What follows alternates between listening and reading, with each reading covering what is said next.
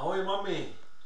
Ahoj. Tak tě všichni přejeme, celá naše rodina, já i Maruš, všichni naše děti, vnuci, dokonce i pravnuci tvoji, tě přejeme všechno nejlepší do zítřejších krásných narozenin.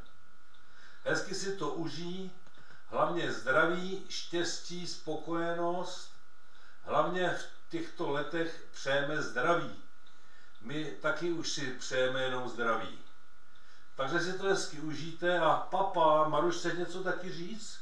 Mami, taky já přeju hodně zdraví, spokojenost, no všechno nejlepší, to je hlavní, jo?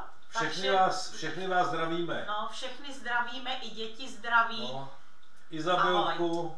Davida, Petra, taky Marušku, s tou často si mailujeme, nebo si posíláme Facebook.